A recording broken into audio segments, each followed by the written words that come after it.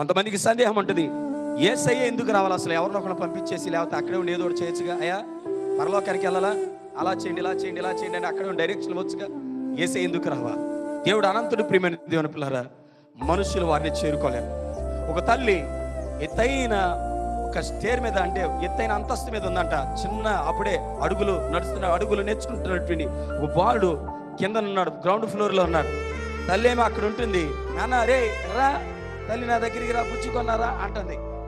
బొడ్డోడేమో చూసి మమ్మీ నేను వస్తున్నా అంటే, అప్పుడప్పుడు చిన్న చిన్నవి వస్తాయి కదా మాటలు, అమ్మ అంటే నెమ్మదిగా వెళ్తున్నాడు, డామని పడుతున్నాడు, మెట్లు ఎక్కలేకపోతున్నాడు, డామని పడుతున్నాడు. తల్లి ఏం చేస్తుంది? ఇప్పుడు నువ్వు ఎన్ని సంవత్సరాలు రావాల్సిందని అక్కడే కూర్చుంటుందా? ప్రేమ కలిగిన తల్లి ఏం చేస్తుంది చెప్పండి? దిగొచ్చింది. మన యేసయ్యదే చేశాడు. చప్పట్లు కూడా దేవనామాని మైపరుద్దాం. ఆయన పరిశుద్ధుడు, ఎవరు ఆయన చేరుకోలేరు.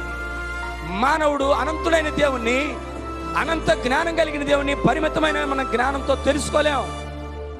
పరిశుద్ధుడైన దేవుణ్ణి పాపి అయిన ఒక మనుషుడు చేరుకోలేడు. అందుకనే దేవుడు ఏం చేశాడు తెలుసా?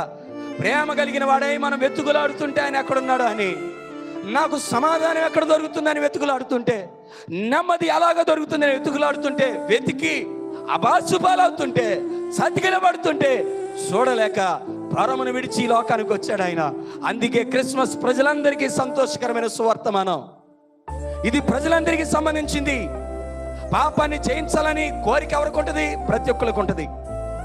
మోక్షానికి వెళ్ళాలి, పరలోకానికి వెళ్ళాలి అని కోరిక ఎవరికి ఉంటుంది? భూమి మీద పుట్టిన ప్రతి వాడికి ఉంటుంది. పాపాన్ని జయించాలి, ఇదిగో ఈ మరణాన్ని జయించాలి కోరిక ఎవరికి ఉంటుంది? భూమి మీద పుట్టిన ప్రతి వారికి, మనుషులందరికీ ఉంటుంది. కనుక మనుషులందరికీ పాపాన్ని విడుదల కావాలి కనుక, మనుషులందరూ మరణిస్తే పరలోకానికి వెళ్ళాలి కనుక, మనుషులందరి పాపాలను విడిపించడానికి సాక్షాత్తు దేవుడే పరిశుద్ధుని రక్షకుడికి ఈ లోకానికి వచ్చాడు.